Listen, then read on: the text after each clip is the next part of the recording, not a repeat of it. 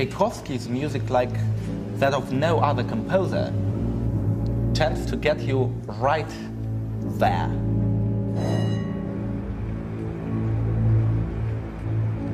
His music is himself, and the only key is just to understand his character. I think he wrote about his life.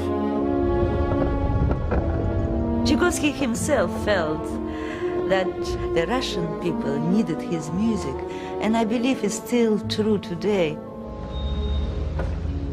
I set out to write a book on Tchaikovsky, a single volume to take 4 years. It ended as 4 volumes, taking 16. I simply hadn't realized just how great a composer he was. It's time we change our perception of Tchaikovsky from gay mad Russian on the verge of nervous breakdown and put the record straight. Я с детства люблю музыку Чайковского. Здесь, в центре города, очень много мест связано с именем Петра Ильича Чайковского. К сожалению, близко трамвай не проходит там.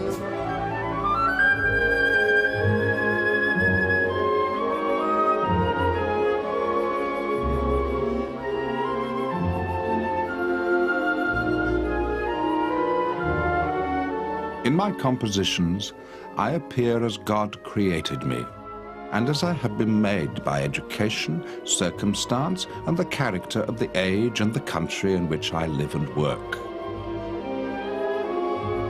I have never once betrayed myself. As for whether I compose well or badly, let others judge.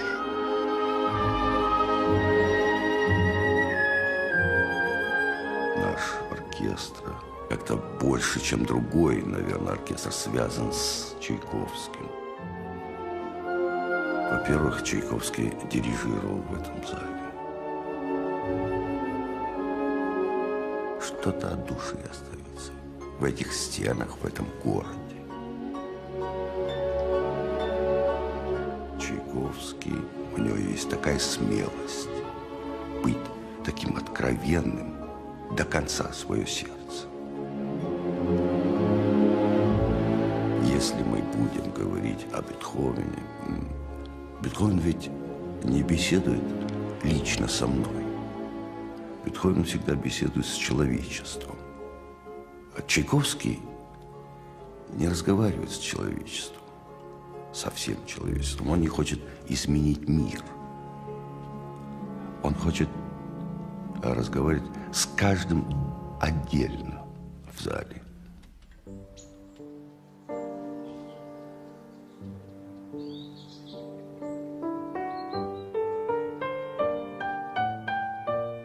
This is Tchaikovsky's last home, a secluded dacha on the outskirts of Klin, about 85 kilometers from Moscow.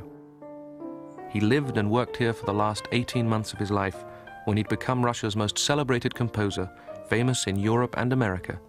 He was an admirer of Mozart and Beethoven, but in his music trod a distinctive path of his own. This house is preserved as he left it in 1893.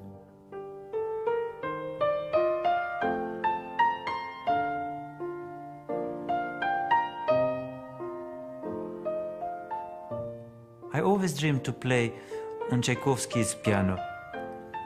The very essence of his piano music, it's very intimate, very personal. And of course, the touch of his piano brings you closer to the soul of the composer. This piece, Barcarola, part of the cycle Seasons, it's what Russian children play when they start to play piano. It's rather close to the romances which people played at home, because music in 19th century in Russia was basically home music making. And that's probably what Tchaikovsky heard when he was a child.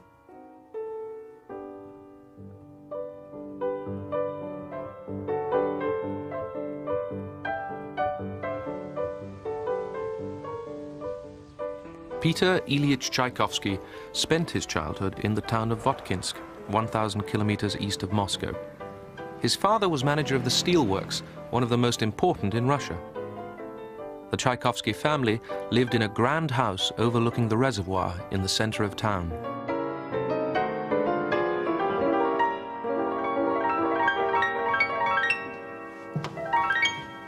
Родители Чайковского были очень гостеприимными людьми, и поэтому неудивительно, что этот дом очень быстро сделался центром, где собиралась вся воткинская интеллигенция. Родители Чайковского были людьми очень музыкальными, и этот дом сделался музыкальным центром интеллигенции Воткинска. Илья Петрович Чайковский очень недурно играл на флейте.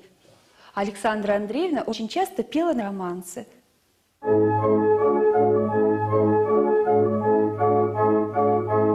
The family also had a large orchestrion, which was a kind of sophisticated barrel organ. It could play popular tunes from operas by Bellini and Donizetti, but perhaps most importantly of all from Mozart's Don Giovanni. And this must surely be the beginning of Tchaikovsky's lifelong adoration of Mozart. Once, after a musical soiree, the children's French nanny noticed the effect of music on the boy.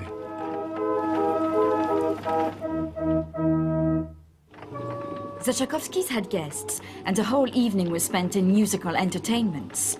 Peter became so tired that he went upstairs earlier than usual. When I went to the nursery sometime later, he was weeping. "It's the music," he replied. But there was no music to be heard. "Get rid of it for me. It's here, here," said the boy, weeping and pointing to his head. "It won't give me any peace."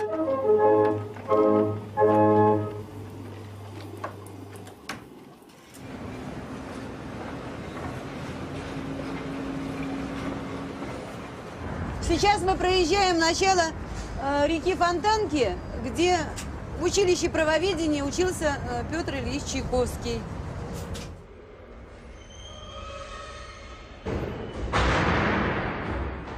Tchaikovsky went to the School of Jurisprudence in St. Petersburg, aged 10, and studied there for 9 years.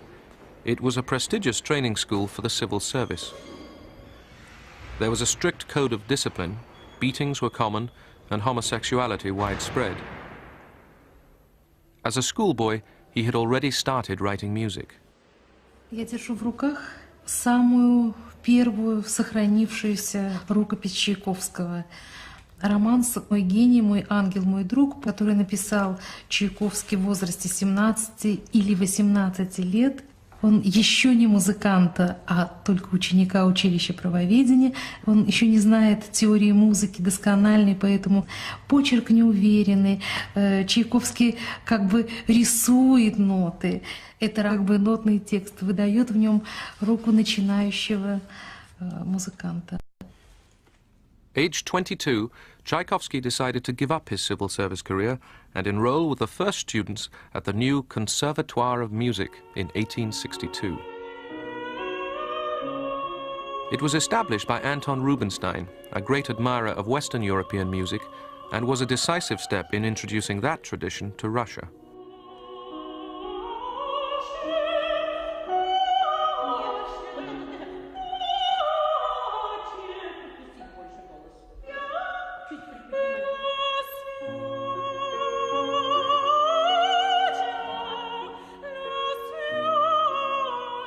It's important to remember that the Russian musical tradition was at this time still in its infancy.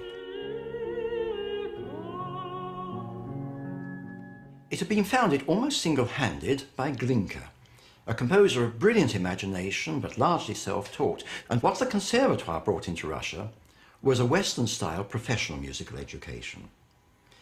This was what distinguished Tchaikovsky from his contemporaries like Borodin, Mussorgsky and Rimsky-Korsakov, who, like Glinka, were musical amateurs. In 1865, Tchaikovsky got his first public performance when his characteristic dances were conducted by Johann Strauss, the great waltz king, at Pavlovsk Park near Petersburg.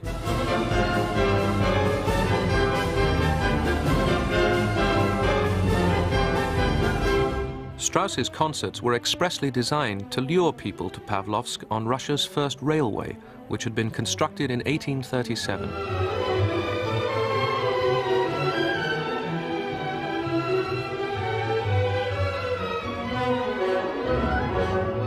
This music is very surprising because it doesn't sound at all like what you'd expect from a student from a conservatoire. In fact, it's almost pure Glinka. There's the orchestration, so clear and transparent.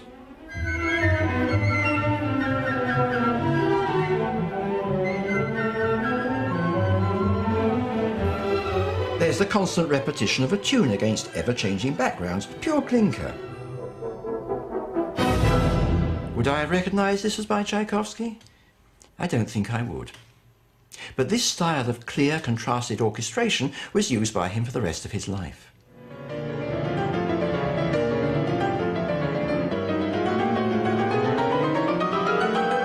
Immediately after graduating from the Petersburg Conservatoire, Tchaikovsky was given a post teaching theory of music at the newly established Moscow Conservatoire in 1866.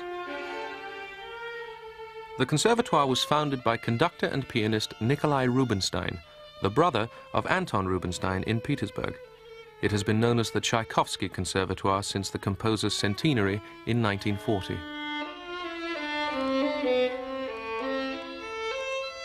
In 1874, after finishing his first piano concerto, Tchaikovsky came to the Conservatoire to see Nikolai Rubinstein and to play his concerto for him in order to have some advice on his piano writing. He started to play.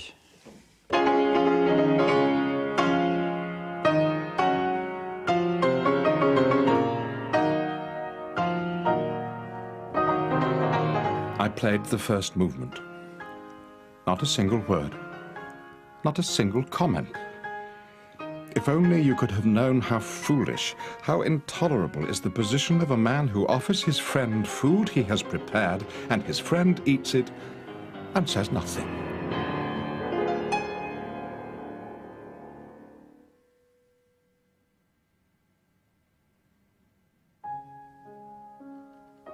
Say something.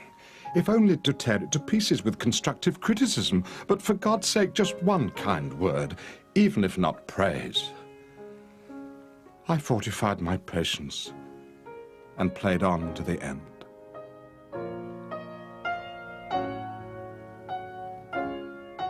After long silence, Rubinstein started to criticize very strongly whole concerto. He found concerto completely worthless and proposed to Tchaikovsky change many things in concerto. Tchaikovsky opposed and told, "I will not change a note," and he left being completely angry and devastated.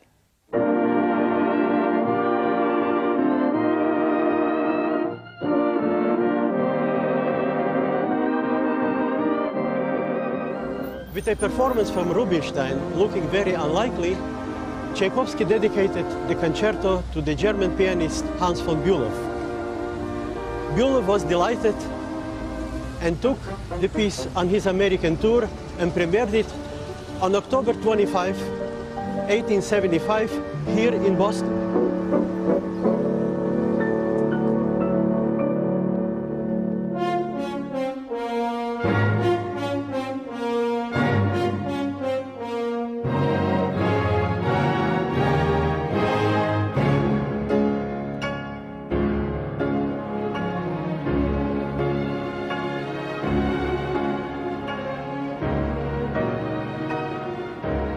The concerto got its Russian premiere a month after Boston.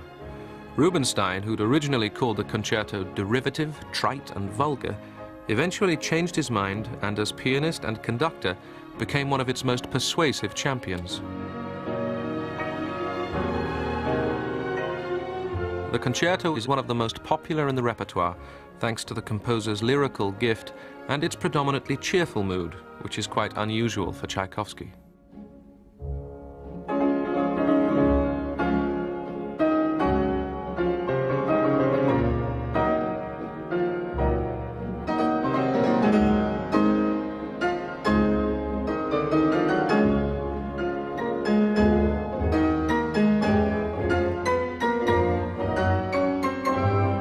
Tchaikovsky used quite a traditional piano writing of his fellow composer of the time, like Liszt and Schumann. But what makes it really unmistakable, it's his use of the melody and his use of composition. For example, he starts with one of his unmistakable Tchaikovsky lyrical melody like that.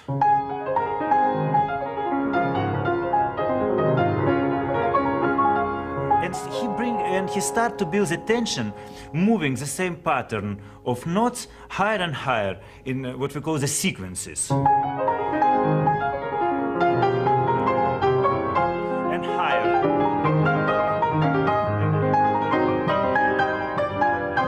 That's, for example, that's one of the way how he builds the tension in music.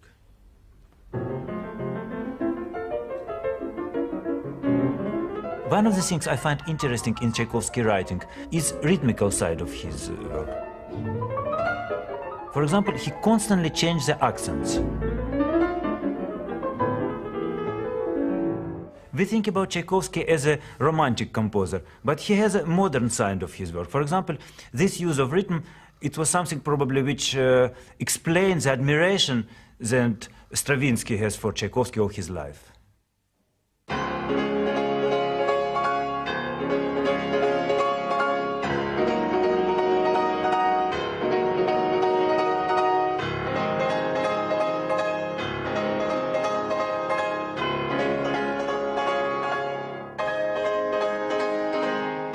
I often use Tchaikovsky's first piano concerto for testing pianos because the opening chords of it are excellent to see how big the sound of the piano is. Tchaikovsky's music affects my emotions. Well, of course, we all know that emotions can be a dangerous thing. I don't think anybody will deny that we Homo sapiens have to be guided by reason.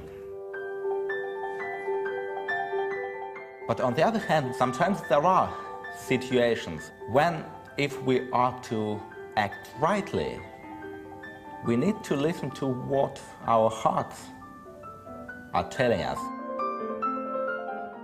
Who knows, maybe this is why Tchaikovsky's music is so dear to us.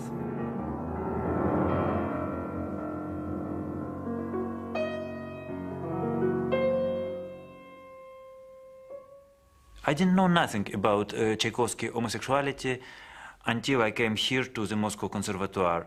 And even here, it was considered like kind of shameful secret.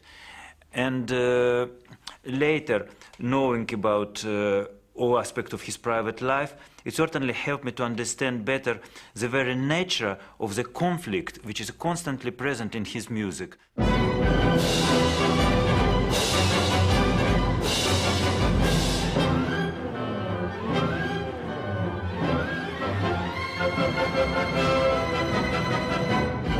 So often with Tchaikovsky there is the connection between his life and his music. Tchaikovsky's brother Modest Tchaikovsky wrote in his autobiography that without recognition of Tchaikovsky's homosexuality, the music of Romeo and Juliet isn't really understandable.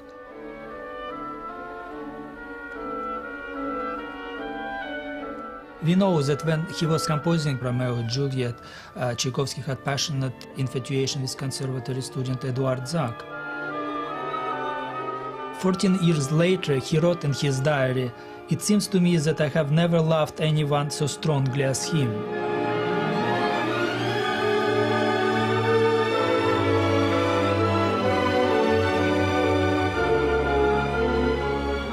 I find it interesting because I'm a gay man.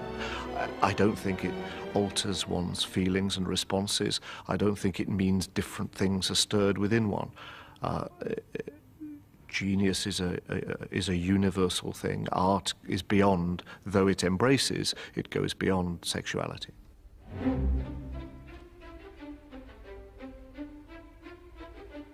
In Russia, there was a cultural argument raging. Should they follow Western Europe, or should they look to their Slavic roots? Tchaikovsky admired the Western tradition of Beethoven, but also nodded to nationalism by occasionally using folk songs, as in the Second Symphony.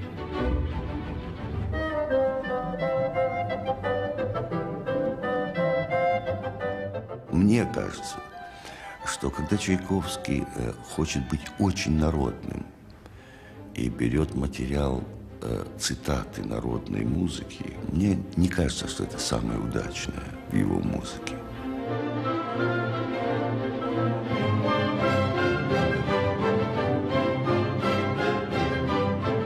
этот материал музыкальный не дает возможности настоящего симфонического развития.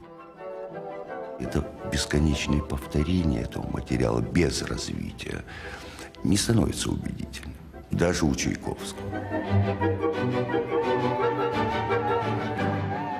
Русские музыканты отказывали Чайковскому в том, что он действительно национальный композитор. И с другой стороны, на Западе, в Европе говорили, что Чайковский слишком русский композитор и не считали его, так сказать, достойным, так сказать, европейского Олимпа. Но в том-то и дело, что природа Чайковского — это органическое соединение национальной русской природы и европейского музыкального мышления. И, в общем-то, Чайковский был гражданином мира, его музыка принадлежит всему миру и понятна, и открыта миру. К сожалению, трудное детство, и, в общем-то, я росла без отца, не дало возможности мне закончить музыкальное образование. Хотя музыка для меня в жизни очень много значит. Я пою в народном коллективе, это мое хобби. Пою русские народные песни. Очень часто я связываю классическую музыку с русской народной. Ну а из «Лебединого озера», конечно, больше всего я люблю танец маленьких лебедей.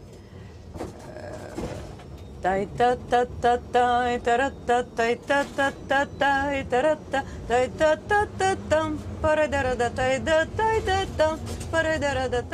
was the Bolshoi Theatre in Moscow that commissioned Swan Lake in 1875, but it was here, at the Imperial Ballet School in St. Petersburg, that Tchaikovsky did his most important work. It's hard to believe that Swan Lake, perhaps the most famous ballet ever created, was a failure when it's first produced in Moscow. But what has surprised me, that is critics who at that time wrote that Tchaikovsky's music is monotonous and boring.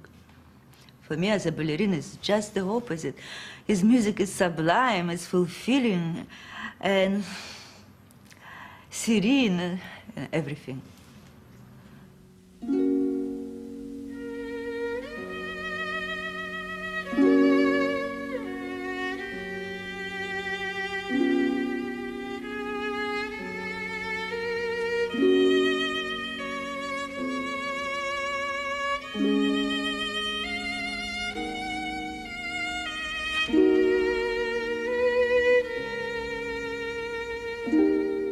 To dance to Tchaikovsky music is like breathing. For example, in Swan Lake, just listening to the music, I can imagine how to dance, and somehow our body must sing.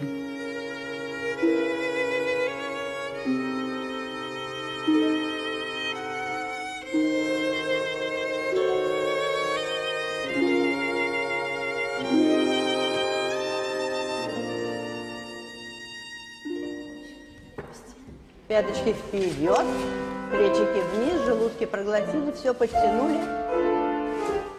Swan Lake only triumphed when it was re-choreographed after Tchaikovsky's death by Marius Petipa and Liev Ivanov.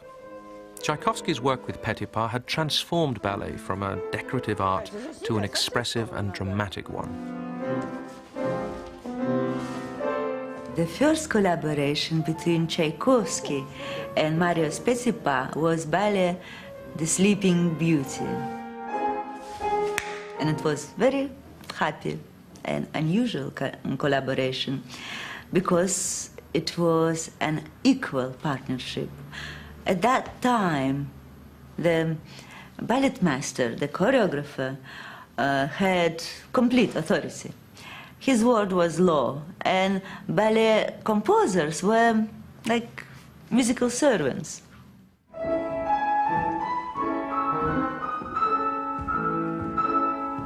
Tchaikovsky remember his failure in Moscow, in Swan Lake, and for this time he required very detailed instructions from Petipa, right down to the number of bars for solo or pas de deux. And the Patética, for the first time, he's really willing to adjust his ideas, to accommodate Tchaikovsky. And the result was a masterpiece. In Tchaikovsky's time, it was the Imperial Theatre, the Mariinsky, more recently known as the Kirov, that commissioned ballet and opera performances. And Tchaikovsky wrote a great deal for the stage, 3 ballets and 10 operas. Направо от нас Мариинский театр. Здесь произошло мое знакомство с Петром Ильичем Чайковским. Здесь замечательные спектакли проводятся. «Лебединое озеро», «Иоланта», Евгений Онегин. Это счастье попасть в такой большой красивый театр.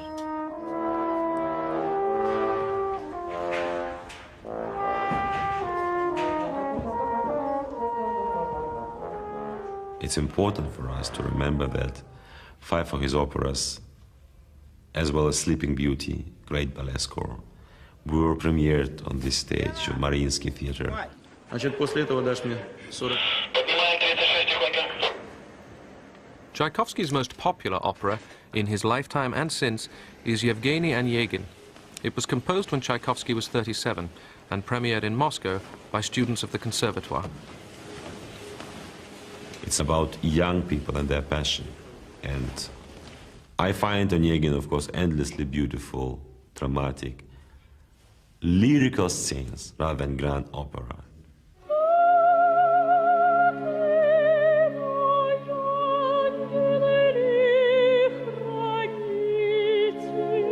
Yevgeny Onegin is based on a poem by Alexander Pushkin, one of the classics of Russian literature. Tatiana, a young girl in the provinces, is overwhelmed by Onegin visiting from Petersburg and confesses her love for him in a letter. He rejects her.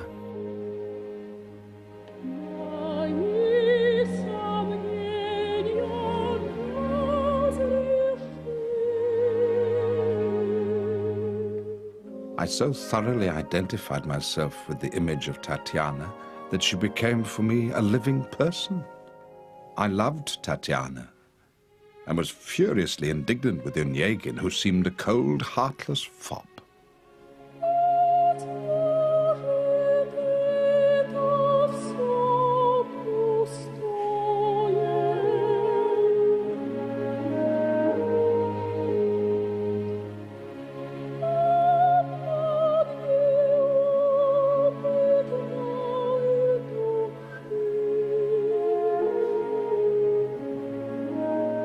That central phrase of Tatiana's,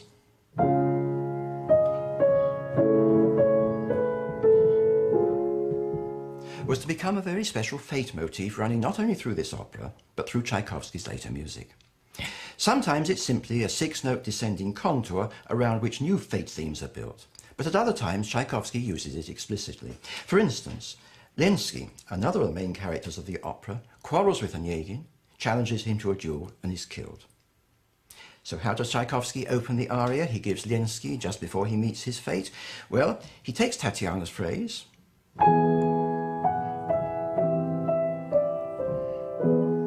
turns it into the minor key, and with a little twist at the end, makes it Lenski's opening phrase.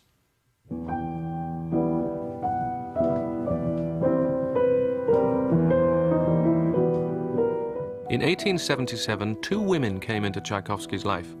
First, he got a letter from a wealthy widow, Nadezhda von Meck. She had been overwhelmed by hearing his music and requested a photograph.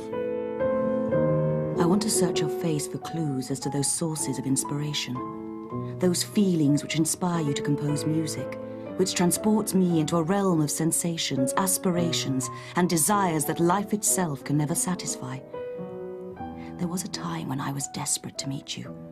But now, the more enamored I become of you, the more acquaintanceship frightens me. In short, I prefer to think of you from a distance, to hear you in your music, and to feel at one with you in your work. Tchaikovsky and von Meck never met, but kept up an intensely personal correspondence in 1,200 letters over 13 years. She rescued him from financial difficulties with a yearly stipend, which meant he could give up teaching and concentrate on composition. The other woman, Antonina Milyukova, a former student at the Conservatoire, wrote Tchaikovsky a letter confessing her love. Surprisingly, aged 37, Tchaikovsky decided to get married. I think two reasons decided Tchaikovsky to marry. First, he knew that rumours about his homosexuality were circulating. But second, he felt guilty about his homosexuality, but believed that if he married, then he could defeat it. And so when the bridal victim offered herself, he decided this was the perfect way out.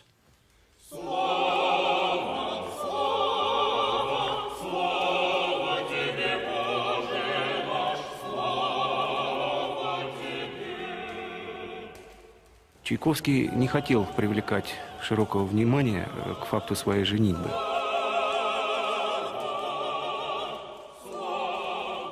Слава тебе, Боже наш, слава тебе! Кроме священника, в церкви со стороны жениха присутствовали лишь его младший брат Анатолий и молодой скрипач Котек, любимый ученик Чайковского и предмет его глубокой душевной привязанности. Венчается раб Божий Петр, рабе Божией Антонине, во имя Отца и Сына и Святаго Духа. Аминь. As soon as the ceremony was over, as soon as I found myself alone with my wife, and realized that it was now our fate to live with each other inseparably, I suddenly felt not only that she did not inspire me with even a simple feeling of friendship, but that she was hateful to me in the fullest sense of that word.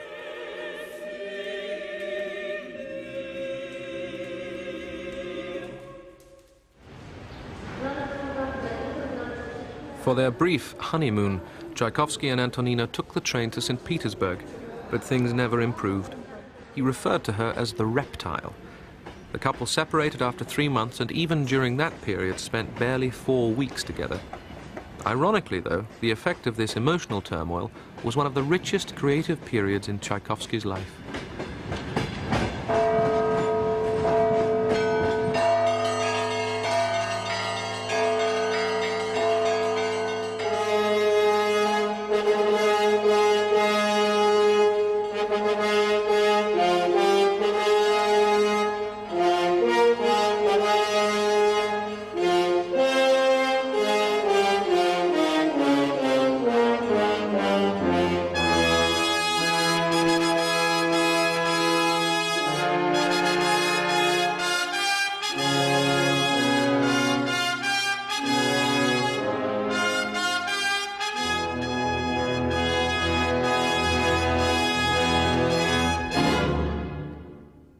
Even if we didn't have Tchaikovsky's own testimony that that opening theme represents fate, we might have guessed it from its ending.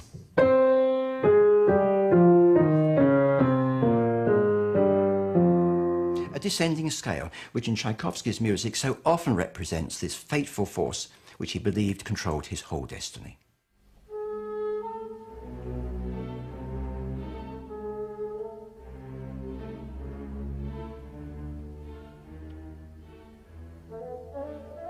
Tchaikovsky dedicated his 4th symphony to Nadezhda von Meck, whom he called my best friend, and confessed that much of it was autobiographical, coming out of the depression he had endured. Хорошо, хорошо, хорошо.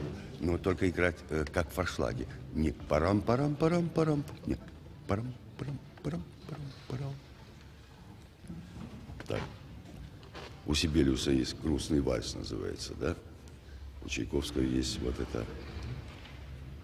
Это вальс о том, что было. О том, что он с сожалением вспоминает. Парам, парам, парам, парам, парам, парам, парам.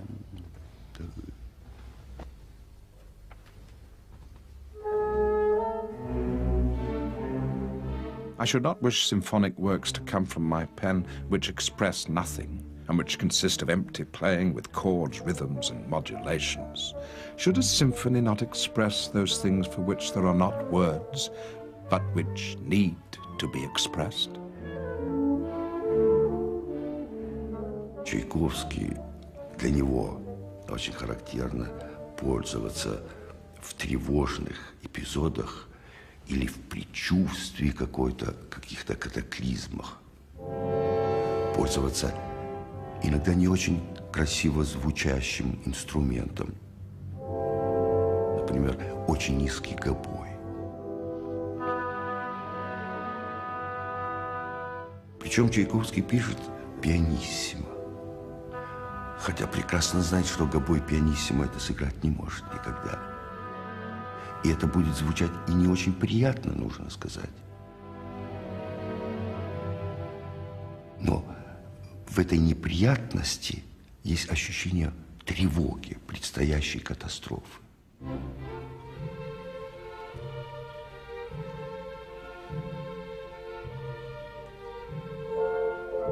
Tchaikovsky was simply well educated in orchestration. He learned a lot from Beethoven, But he also learned a lot from Mozart. His clear timbres. Woodwinds playing with the woodwinds. Strings playing with the strings. Rhythm percussions. And after that, combined, you have melody, strings, harmony, winds. It's very, very simple.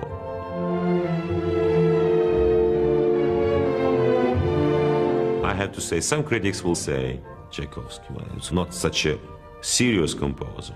Well, of course, it's popular, but it's not first-hand, it's not first class.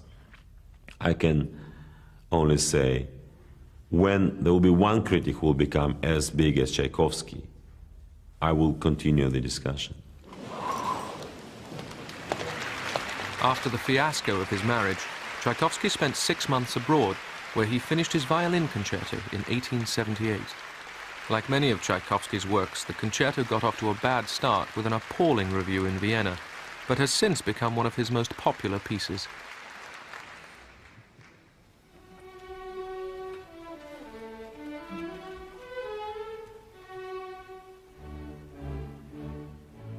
Sometimes when I play Tchaikovsky music, I feel that I'm becoming part of it. I'm becoming part of the music, part of his life, that I'm suffering together with him. I love life the way he loves it. And this is also one of the greatest things one must understand, that one must try to be a good artist to perform Tchaikovsky music. To try and feel what he felt. This is what makes his music so special.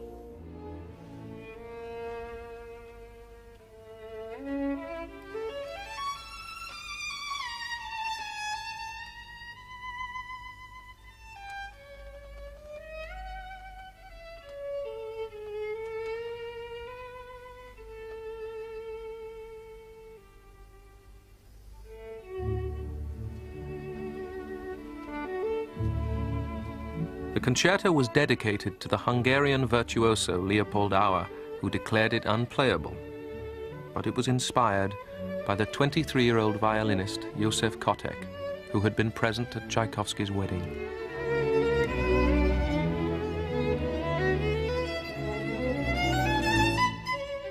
He writes a lot about love, because that was one of his tragedies.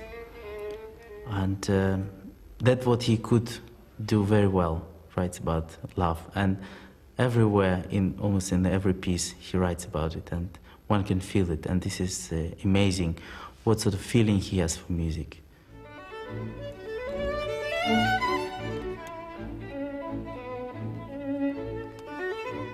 I always liked him, and have several times fallen in love with him a little. When for hours I hold his hand in mine, passion rages in me with unimaginable strength. My voice trembles like a youth, and I say something nonsensical. However, I am far from wanting physical relations. We spoke about the concerto he's ordered from me, and he repeated that he'd get angry if I didn't write it.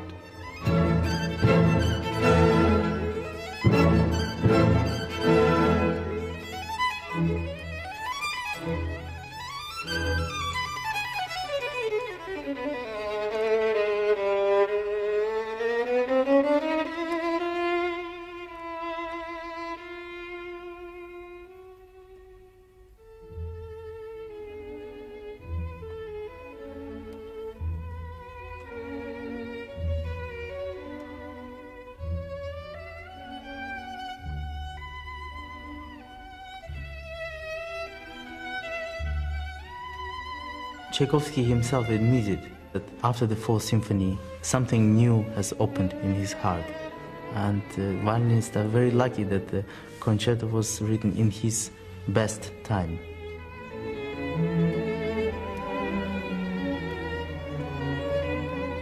I think he did something very new and quite revolutionary. He used everything. He used fantastic resources of the violin. I don't think he has ever he's missed any note on the fingerboard.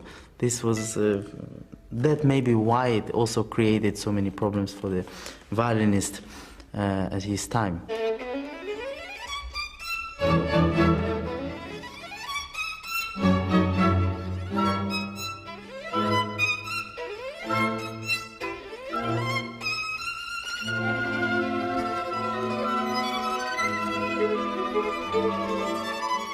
Tchaikovsky was totally in love with Mozart, but also the score of Carmen. The brilliant ability of Georges Bizet to put drama and music so well together. Hardly they knew about Bizet in Russia. Tchaikovsky was already modeling for himself Carmen. So finally he was able to achieve what his, let's say, masters, big masters for him, achieved before him. It was Queen of Spades, Pick Down. It's ideal, dramatically, and it is great to know that it happened here, on this stage, in the Mariinsky Theater. By the time he got to writing Queen of Spades, Tchaikovsky was able, I think, to identify much more particularly the nature of the real emotions involved in his life. And that's what leads to the creation of the extraordinary figure of German, a fascinating, daring, bold creation of a lonely, driven man. What he confesses to his friend Tchaikovsky is this extraordinary, wildly driven, passionate love for a woman whose name he doesn't know, and as he says in this aria, whose name he doesn't even want to know.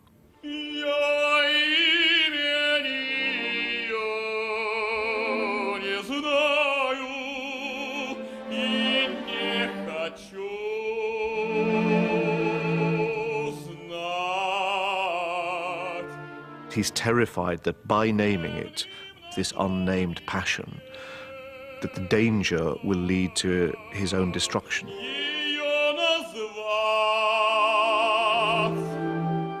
It's a very small step from thinking like that to understanding this to be identified with his own homosexuality and with his own coming to terms with that burden, I think it would be for him, and with how to find a fulfillment to that. But that's why I think that emotionally it's so much more searing, darker, but infinitely more personal than the creation of Tatiana, which next to German I think is a conventional and romanticized figure next to a dark, acute, almost Dostoevskian portrait.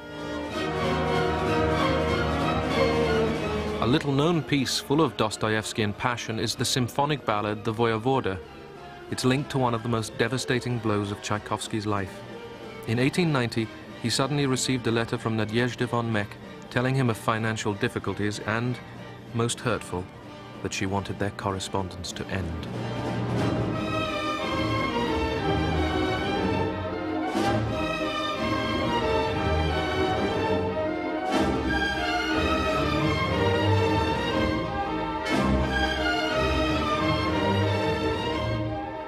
Tchaikovsky had begun the Voyevoda about a week before he heard from von Meck, and progress had been slow. But after the shock of her letter, he sketched it in only 12 days.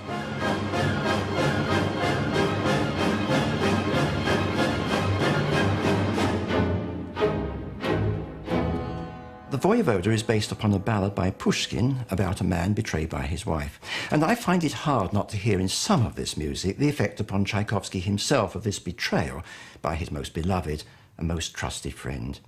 It's some of the most ferocious and dissonant music he ever wrote.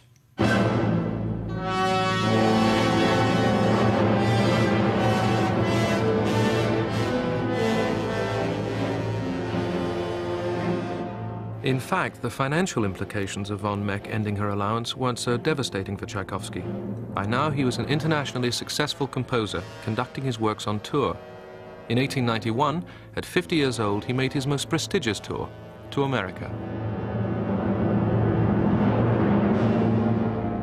Piotr Illich Chaikovsky is how one newspaper printed his full unpronounceable name.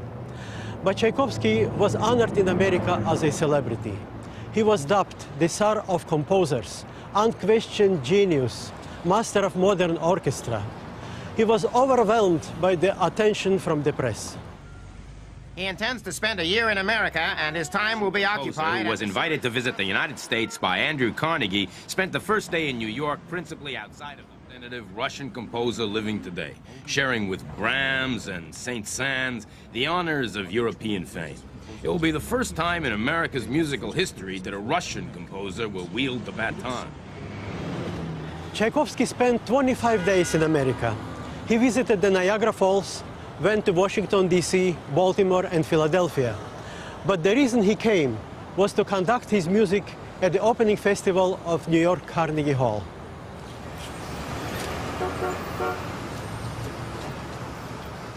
Everyone here pampers, honors, and entertains me.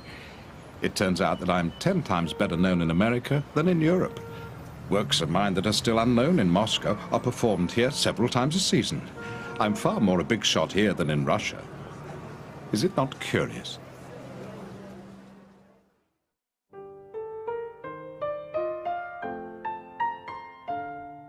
Tchaikovsky may be one of the most popular of composers, but he was not especially innovative in musical history. All the same, his achievement in ballet music was hugely influential on Stravinsky. Tchaikovsky's last symphony, the Patética, is the supreme example of cathartic melancholy combined with a revolutionary structure. The emotional power of his work influenced Puccini, and the structural innovation, particularly ending with a powerful slow movement, was taken up by Mahler. Tchaikovsky dedicated the symphony to his nephew Bob Davidov, to whom Tchaikovsky had become a sort of father figure. He confessed publicly that the symphony had a specific subject, but wouldn't reveal it. Let them guess, he said.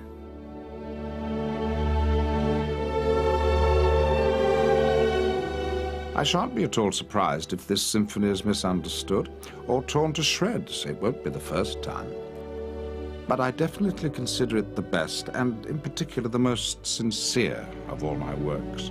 I love it, as I have never loved any other of my musical creations.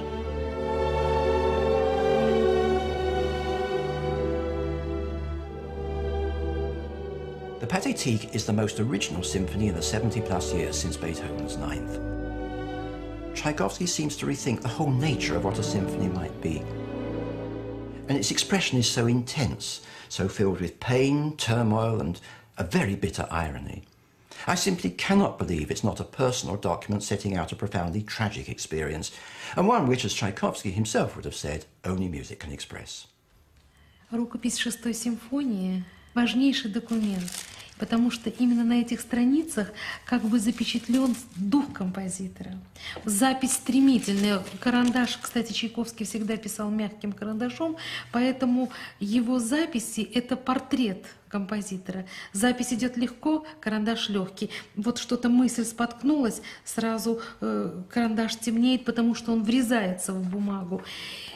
И вот наступает в музыке решительный момент, который мы сейчас знаем с этим страшным ударом литавр. Это такое напряженное, страшное место, а Чайковский выписывает его легко, потому что оно уже звучало. Этот слом, этот срыв, этот важнейший драматургический момент для Чайковского был ясен заранее.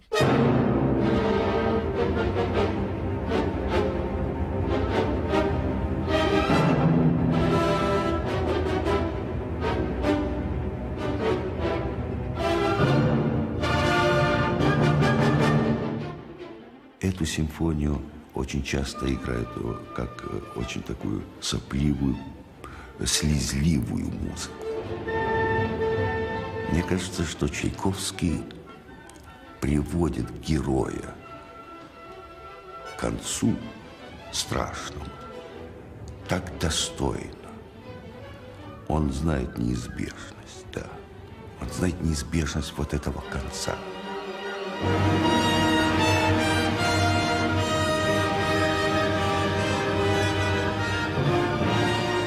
Вы вдруг услышите у тромбонов цитату молитвы, отпевания со святыми упокой.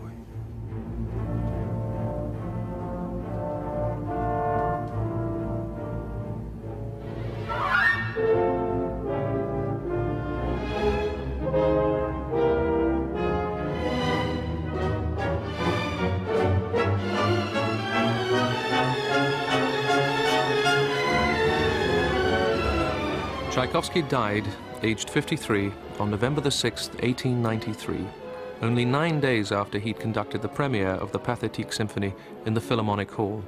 His funeral in the Kazan Cathedral was one of the biggest St. Petersburg had seen. But even before it had taken place, rumors about his death had started circulating. Есть две точки зрения. Одна официальная и общеизвестная о том, что он умер от холеры. А вторая – то, что он покончил самоубийством. Я придерживаюсь второй точки зрения. Почему? Потому что существующие материалы настолько противоречивы, и так они ложно освещают события, не сходятся свидетельства и показания людей, которые присутствовали при его кончине. Они не сходятся. Tchaikovsky died in the apartment of his brother, Modest, in St. Petersburg, after an illness lasting 4 days. The suicide story maintains that Tchaikovsky was summoned to a court of honor by former pupils of the School of Jurisprudence. To prevent the breaking of a homosexual scandal, Tchaikovsky was told to poison himself. Surely, they claim, his infectious body could not have been displayed in an open coffin if he'd died of cholera. The official version has the composer drinking a glass of infected water, and its supporters maintain the contradictions around Tchaikovsky's death are exaggerated. It was well known at this time about Tchaikovsky's homosexuality, and so many people from a school of jurisprudence had the same inclinations in Tchaikovsky. It would be meaningless to try Tchaikovsky on a so-called court of honor. Я должен сознаться, что начинал свою исследовательскую деятельность почти 100% уверенным в том, что Тчайковский покончил жизнь самоубийством. Но Тчайковский умер, как показывают свидетельства и близких, и документы, от последствий холеры. В данном случае это была уремия, задержка мочи в организме. Поэтому нахождение тела Тчайковского в открытом гробу не может вызывать удивления, поскольку холера была побеждена 3 днями раньше.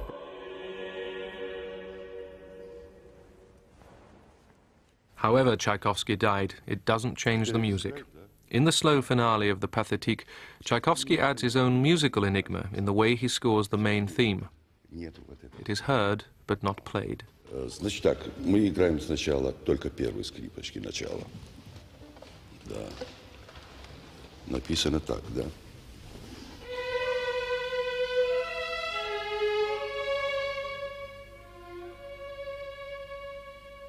Да. Никто не догадается, что это 6-я симфония начала, правда? Или, например, 2-е скрипки играют.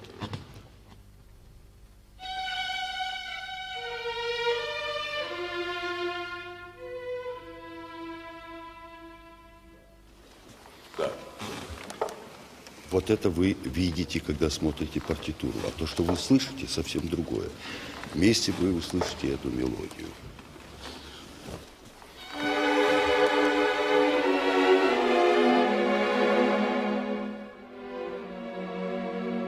When this melody returns later in the movement, it is played directly, not divided up between the violins. It's as if by this stage, fate is unavoidable. There's no point in denying even to himself the presence of that descending motif.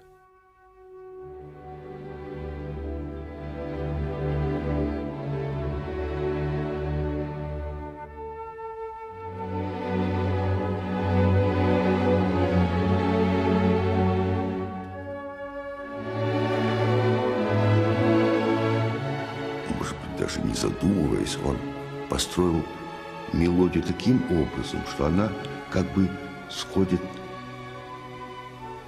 в могилу. Мелодия у него идет сверху вниз, что, в общем, очень важно, наверное, потому что вообще в старину, когда оповещали о смерти кого-либо, тогда колокола били с высокой ноты, ниже, ниже. Это означало, кому-то передавали трагическую новость. И вся симфония, она так и сконструирована. Вниз.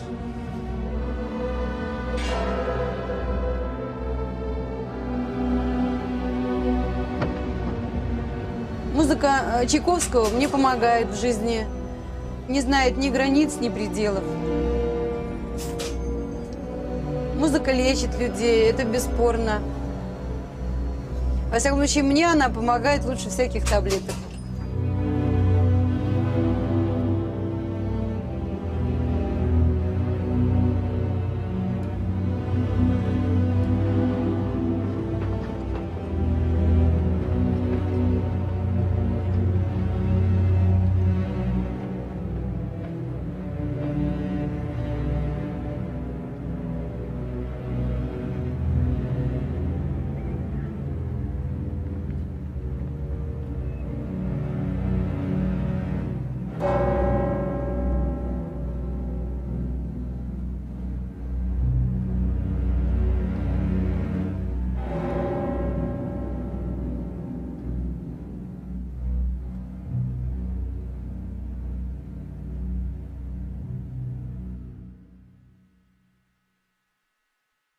Meetings were common and homosexuality widespread. As a schoolboy, he had already started writing music. Я держу в руках самую первую сохранившуюся рукопись Чайковского. Романс «Мой гений, мой ангел, мой друг», который написал Чайковский в возрасте 17 или 18 лет. Он еще не музыканта, а только ученика училища правоведения. Он еще не знает теории музыки доскональной, поэтому почерк неуверенный. Чайковский как бы рисует ноты. Это как бы нотный текст, выдает в нем руку начинающего музыканта. Aged 22, Tchaikovsky decided to give up his civil service career and enroll with the first students at the new Conservatoire of Music in 1862. It was established by Anton Rubinstein, a great admirer of Western European music, and was a decisive step in introducing that tradition to Russia.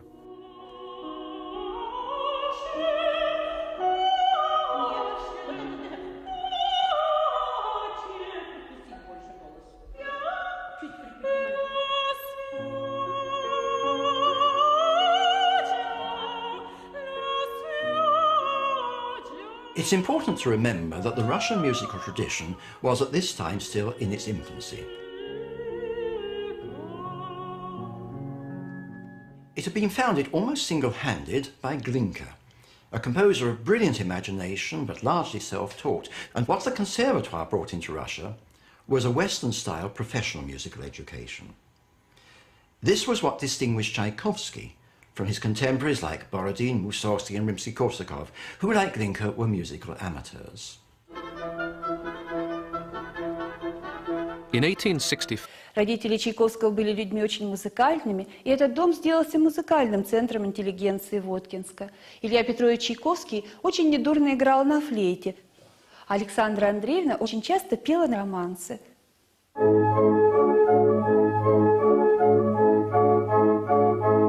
The family also had a large orchestrion, which was a kind of sophisticated barrel organ. It could play popular tunes from operas by Bellini and Donizetti, but perhaps most importantly of all from Mozart's Don Giovanni. And this must surely be the beginning of Tchaikovsky's lifelong adoration of Mozart. Once, after a musical soiree, the children's French nanny noticed the effect of music on the boy.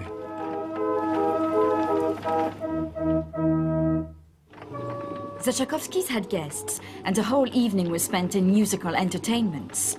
Peter became so tired that he went upstairs earlier than usual. When I went to the nursery sometime later, he was weeping.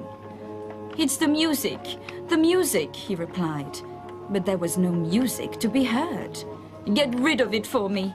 It's here, said the boy, weeping and pointing to his head. "It won't give me any peace."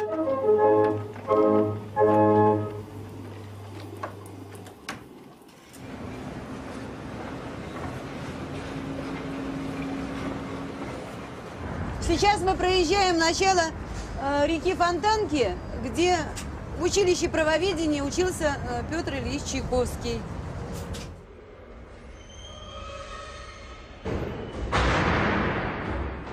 Tchaikovsky went to the School of Jurisprudence in St. Petersburg, aged 10, and studied there for 9 years. It was a prestigious training school for the civil service. There was a strict code of discipline.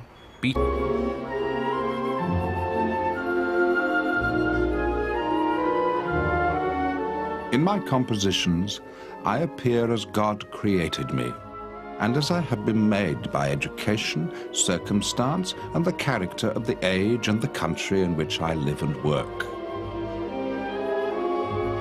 I have never once betrayed myself.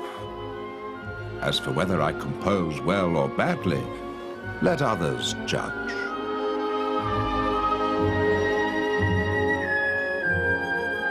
Наш оркестр как-то больше, чем другой, наверное, оркестр связан с Чайковским. Во-первых, Чайковский дирижировал в этом зале. Что-то от души остается в этих стенах, в этом городе. Чайковский, у него есть такая смелость быть таким откровенным до конца свое сердце. Если мы будем говорить о Бетховене, Бетховен ведь не беседует лично со мной. Бетховен всегда беседует с человечеством. А Чайковский не разговаривает с человечеством, со всем человечеством. Он не хочет изменить мир. Он хочет разговаривать с каждым отдельно в зале.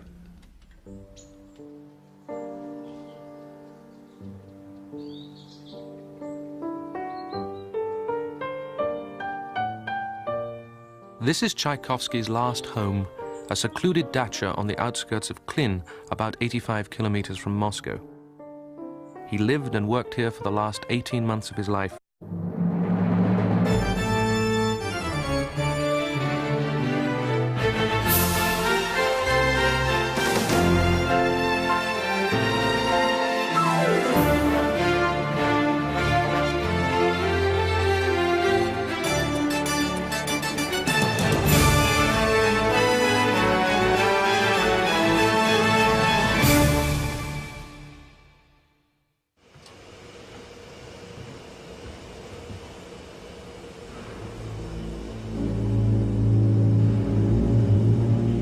Tchaikovsky's music, like that of no other composer, tends to get you right there.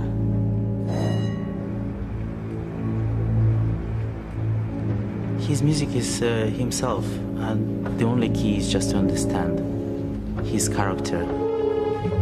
I think he wrote about his life. Tchaikovsky himself felt that the Russian people needed his music, and I believe it's still true today. I set out to write a book on Tchaikovsky, a single volume to take 4 years. It ended as 4 volumes, taking 16. I simply hadn't realized just how great a composer he was. It's time we change our perception of Tchaikovsky from gay mad Russian on the verge of nervous breakdown and put the record straight. Я с детства люблю музыку Чайковского. Здесь, в центре города, очень много мест связано с именем Петра Ильича Чайковского. К сожалению, близко трамвай не проходит там.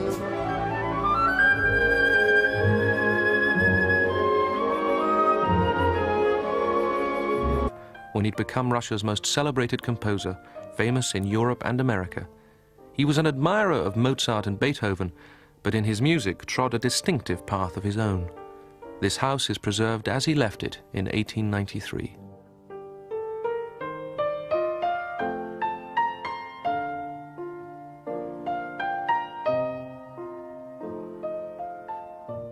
I always dreamed to play on Tchaikovsky's piano. The very essence of his piano music, it's very intimate, very personal. And of course, the touch of his piano brings you closer to the soul of the composer.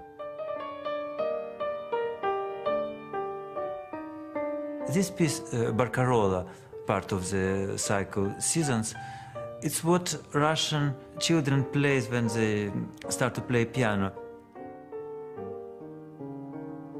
It's rather close to the romances which people played at home, because music in 19th century in Russia was basically home music making. And that's probably what Tchaikovsky heard when he was a child.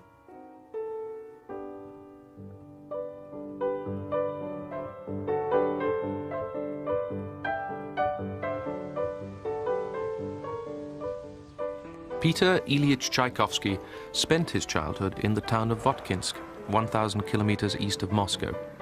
His father was manager of the steelworks, one of the most important in Russia.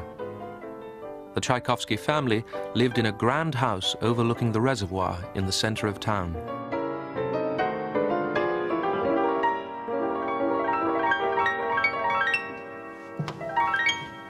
Родители Чайковского были очень гостеприимными людьми, и поэтому неудивительно, что этот дом очень быстро сделался центром, где собиралась вся воткинская интеллигенция.